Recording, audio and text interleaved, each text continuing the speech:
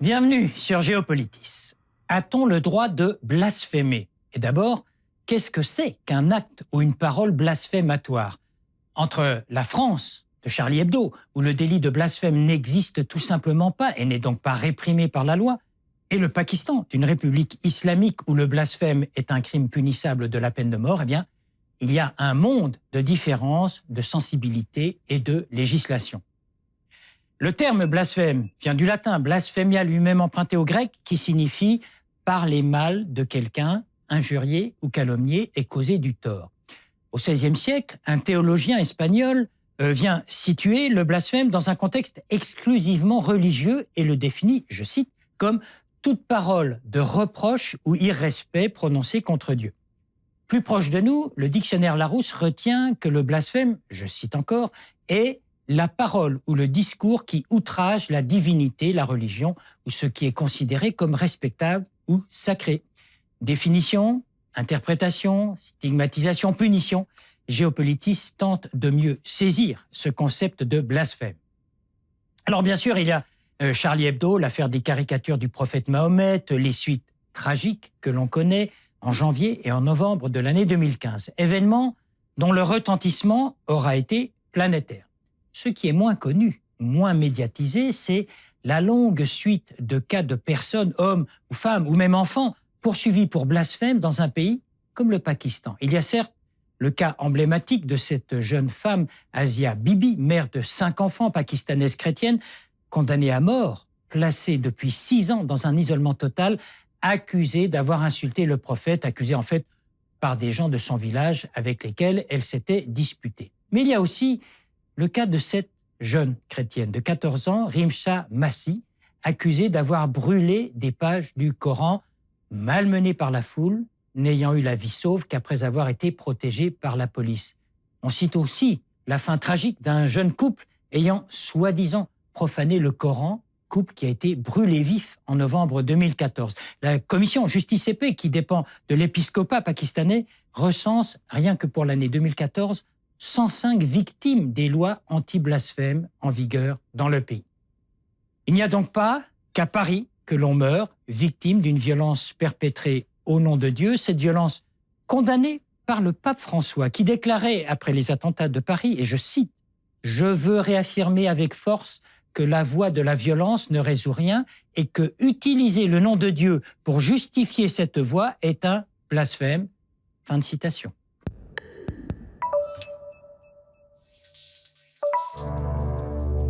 Il n'y a pas que la France du grand défilé du 11 janvier 2015, avec une place de la République devenue le symbole d'une résistance française aux attaques terroristes.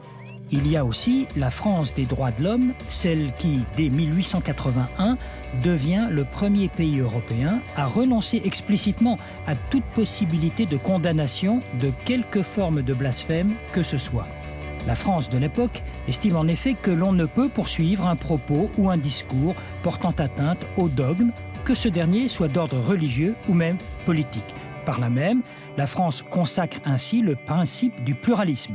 Un peu moins d'un siècle plus tard, l'argumentation est reprise par la Cour européenne des droits de l'homme en 1976 et rappelle, ce sont des termes très précis, que la liberté d'expression vaut aussi pour les idées qui heurtent, qui choquent ou inquiètent l'État ou une fraction quelconque de la population. Fin de citation. Cela dit, il existe aussi en France un texte de 1972 qui, citation précise là encore, pénalise l'incitation à la haine d'un groupe de personnes en raison de son appartenance à une religion déterminée. L'écrivain turc Mustafa Akyol, dans un plaidoyer intitulé « L'islam sans extrême », fait remarquer que dans l'islam, Mahomet n'est pas la seule figure sacrée de l'islam. Le Coran vénère d'autres prophètes, Abraham, Moïse ou Jésus, et demande aux fidèles de ne faire aucune distinction entre ces messagers de Dieu. Fin de citation.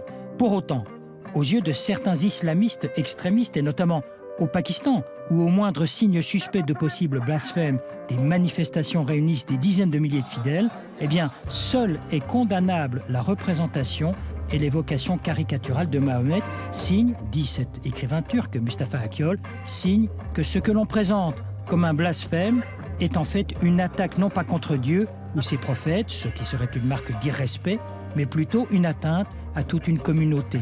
C'est donc le sentiment nationaliste, plus que le sentiment religieux, auquel il serait porté atteinte.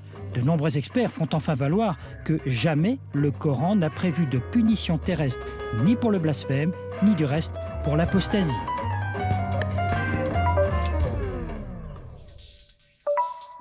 L'invité de Géopolitis, le professeur Michel Grandjean, vous êtes spécialiste de l'histoire de la chrétienté à la faculté de théologie de l'Université de Genève.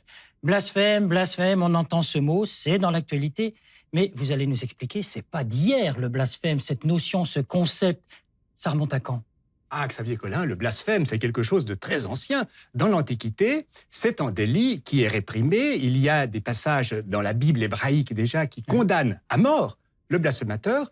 Et puis, dans tout l'Occident chrétien, le blasphème est quelque chose qu'on ne prend pas à la légère. Il y a des condamnations contre le blasphème au Moyen-Âge, et puis à l'époque moderne. Au XVIe et XVIIe siècle, les législations de toute l'Europe rivalisent d'édits pour condamner les blasphémateurs. Et Genève n'échappe pas au sort du reste de l'Europe. On a, à Genève, condamné des blasphémateurs à mort. Le plus fameux d'entre eux, c'est peut-être en 1547, au moment où Calvin est déjà à Genève, Jacques Gruet, qui dit plein de choses abominables sur la compagnie des pasteurs, et qui a l'audace de comparer les évangiles aux fables d'Ésope, une chose tellement abominable que le Conseil de Genève dit que ce que Jacques Gruet a dit est si grave que ça suffirait pour condamner toute la région. Et c'est ainsi qu'on va l'exécuter. Alors là, on met ça sous le concept de blasphème. Et est-ce que ça garde à cette époque-là son caractère exclusivement religieux ? Ou est-ce qu'il y a de la politique déjà dedans ? Ah, tout est imbriqué, et vous posez une très belle question. Tout est imbriqué sous l'Ancien Régime. Et l'on voit que c'est souvent le politique qui prend des dispositions contre les blasphémateurs. Quand l'Église le fait, ce sont des dispositions relativement bénignes. Vous dites en gros mots. Par exemple, un mot qui était au XVIe... Mais je vais le dire. Ce mot qui était condamné au XVIe et au XVIIe siècle, c'était morbleu. Parce que bleu, ça veut dire Dieu. Donc, mort alors, à Dieu. dire mort de Dieu, c'est quelque chose de très grave. Ou bien dire jarnidier, ça c'était Henri IV, le premier roi Bourbon, qui disait jarnidier. On lui a dit, Majesté... Ça voulait dire quoi ? Ça veut dire « je renie Dieu », jarnidier. Alors, Henri IV a changé cette expression en jarnicoton, qui est beaucoup plus joli et puis qui est resté comme ça dans le langage courant. Ou sapristi. Sapristi, c'est encore un blasphème, ça veut dire sacré hostie. Et les Canadiens, les Québécois disent tout le temps sapristi pour ne pas dire hostie, parce que l'hostie, c'est quelque chose de très très grave et très important dans la religiosité du Québec. Là, on va bientôt blasphémer. Mais on parlait du politique et du religieux. Est-ce qu'à un moment, à ces époques que vous évoquez, le politique, quelque part, se servait du religieux ou des motifs religieux, disons, pour punir l'adversaire, voire s'en débarrasser ? Le politique utilise le religieux pour asseoir son propre pouvoir. Et il y a peut-être une règle générale qu'on constate. Quand, en suivant les travaux de Jean Delumeau ou d'Alain Cabantous, on regarde comment le blasphème opère dans l'Occident des XVIe et XVIIe siècles, on voit que c'est souvent quand le politique est en position de faiblesse que le blasphème est condamné. Donc il y a une alliance, effectivement, entre le politique et le religieux, mais c'est pour défendre, en gros, le système dans lequel les deux notions sont impliquées. Vous voyez, celui qui blasphème met le système en péril. Alors, il y a un lieu socio-professionnel dans lequel le blasphème est très important, et c'est Cabantou qui l'a montré, c'est le lieu de la marine. Quand vous êtes sur un bateau, et qu'il y a à côté de vous un marin qui blasphème, que va faire la divinité ?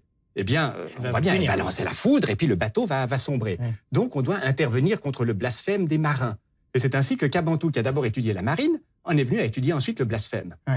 Mais, sur le continent, on réagit de la même façon.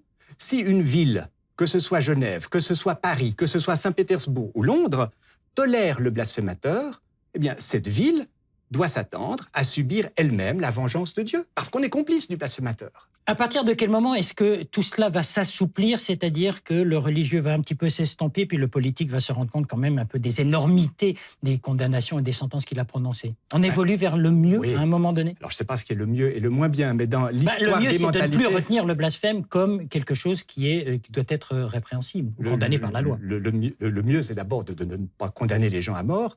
Et on constate en Europe qu'il n'y a quasiment plus de condamnation à mort pour blasphème après, mettons, les années du milieu du XVIIe siècle. 1640, 1650, ce sont un peu les derniers blasphémateurs qui sont condamnés à mort. Il y aura quelques exceptions au XVIIIe, mais pas beaucoup. Et elle est due à quoi, cette évolution ? Alors, cette évolution est due au fait, d'abord, que, pour ce qui est de la France, les États sont plus forts. Donc, on est moins mise en péril par le blasphémateur. Voilà. Et puis, elle est due aussi au fait qu'avec les Lumières, on raisonne autrement et qu'on se dit que la liberté d'exprimer ce que l'on veut doit être quelque chose à défendre et qu'en conséquence, celui qui blasphème ne commet pas de délit public, peut-être un délit privé, mais à ce moment-là, ça ne regarde pas la loi.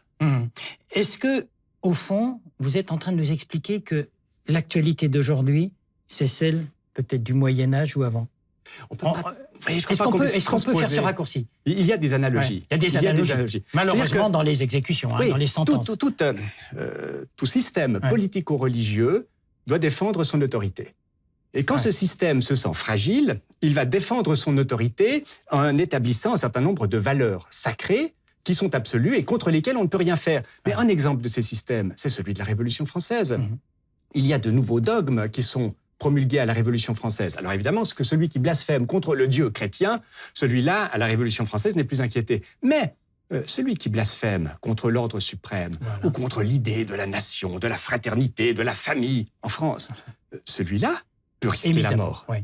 Donc il y a là aussi une pratique de condamnation du blasphémateur. Alors, je parlais des Lumières. Avec les Lumières, et puis avec cette évolution moderne, voire contemporaine des esprits, le blasphème a disparu de la sphère publique.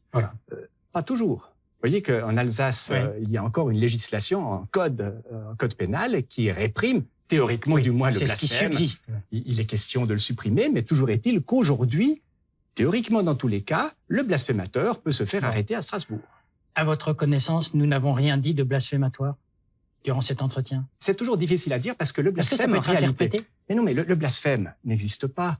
Le blasphème en tant que tel n'a pas de définition absolue. Le blasphème est toujours défini par celui qui est dans l'autorité, sa définition. Et puis qui dit, voilà ce que je vais condamner.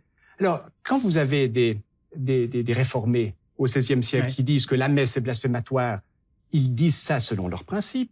Quand vous avez des catholiques romains qui disent que l'hérésie prétendue réformée est blasphématoire, ils disent cela selon leurs propres critères. Et tout cela a conduit les esprits ensuite, aux Lumières, à relativiser les choses. On va en rester là, relativisons effectivement les choses.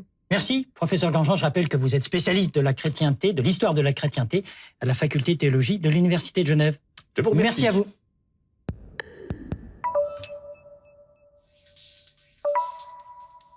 C'est l'une des plus vieilles histoires de blasphème en France. Nous sommes en février 1766 devant le tribunal d'Abbeville. La personne que l'on y juge n'est pas n'importe qui. Il s'agit du chevalier François-Jean Lefebvre de la Barre. Le crime du chevalier, impiété, blasphème et, je cite, sacrilège exécrable et abominable. La réalité, c'est que ce jeune homme, il a 20 ans, est accusé d'avoir chanté des chansons impies et d'être passé devant une procession de moines capucins sans avoir ôté son chapeau. La sentence est terrible. On condamne le blasphémateur à avoir la langue tranchée avant d'être décapité et brûlé. Sentence exécutée en juillet de cette année 1766. Une affaire qui fait tellement de bruit en France que Voltaire, depuis Rolles où il prend les eaux, s'insurge contre ce qu'il considère comme le symbole de l'arbitraire, de la justice et de l'obscurantisme religieux. Tout est dit déjà. Et sur la page web de Géopolitis, préparée par David Nicole, vos commentaires et réactions à ce thème du blasphème, des vidéos, sites internet et infographies pour votre documentation.